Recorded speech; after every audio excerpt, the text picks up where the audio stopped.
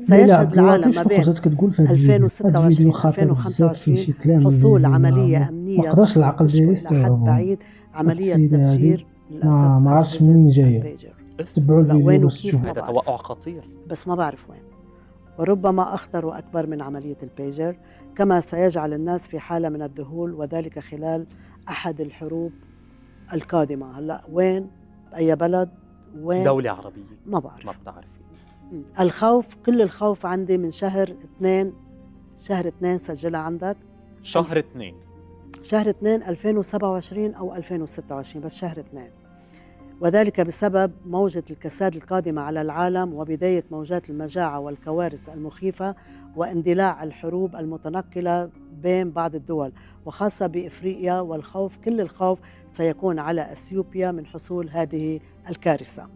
سنشهد تدهور كبير في سعر الدولار الأمريكي، مما سيجعل الاقتصاد الأمريكي أمام أزمة جدية وخانقة، وقد يتخطى الخطوط الحمراء ويكون على المحك، والخسائر ستكون فادحة. واسم السيد إيلون ماسك يتردد في هذه الأحداث المالية القادمة.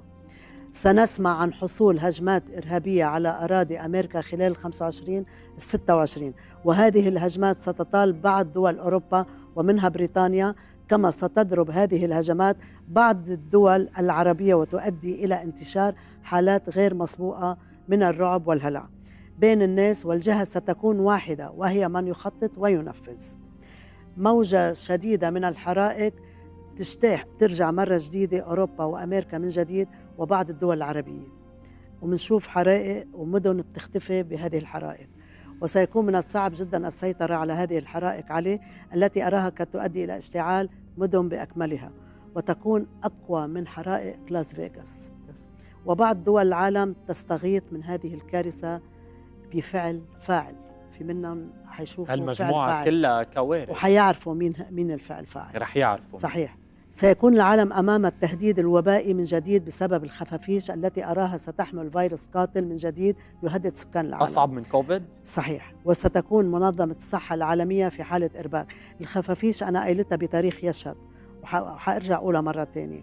أنا قايلتها بتاريخ يشهد وبرجع بقولها. في حالة إرباك شديد بسبب خطورة هذا الفيروس خلال 2026، وهذا الفيروس يضرب الدماغ والرئة، والعلاج للأسف غير موجود والله يستر. يعني الكمامات بقوة رح نرجع نعم. نلبسها. ما سنراه عبر وسائل الإعلام في المرحلة المقبلة هو عبارة عن مشاهد لبعض الأشخاص وهم يسقطون على الأرض بشكل مفاجئ، وهذه الصورة ستكون غريبة ومرعبة، وستنشر الذعر بين الناس، وسنرى أغلب الناس تلتزم البيوت لفترة زمنية خلال هذه الظاهرة. هلأ وين وكيف ما بعرف. سيكون العالم على موعد لاستقبال منصات وصفحات ومواقع اجتماعية جديدة، وذلك بسبب حصول تجديد وتغيير كبير سيطال هذه المواقع الاجتماعية، ويأتي مكانها مواقع متطورة جدا وبغاية السرعة المطلوبة للتواصل السريع، مما سيؤدي إلى تراجع أو اختفاء تدريجي لكل المواقع والصفحات الاجتماعية الحالية، سواء فيسبوك أو إنستغرام أو تيك توك، وذلك بخلال السنوات لا القادمة. لحظة، هون في كارثة على الانفلونسرز والمؤثرين، يعني بطل في انستا، تيك توك، تويتر، فيسبوك، في شيء بديل أسرع. في شيء بديل أسرع. شيء بديل أسرع. نعم، وهدول بنشوفهم بالسنوات القادمة راح يختفوا. أوكي. ست ليلى، على سيرة المؤثرين والمؤثرات، هذه من الصندوق الأسود. لما كنا قاعدين وعم نحكي بإعداد الحلقة، نعم، قلتي لي إنك شايفة رؤية تتعلق بأحد نجوم السوشيال ميديا. عندي بالتوقع. كاتبتيها؟ نعم. بنطرة ولا بتخبريني هلا؟ لا بدك تنطر. يلا بننطر. عم ننطر كثير. بننطر. بغيتكم شي قاعد يتفرج لهذا الفيديو في لي كومونتير يخلي لي يقول لي واش التوقعات فعلا غادي يكونوا ولا ما غيكونوش.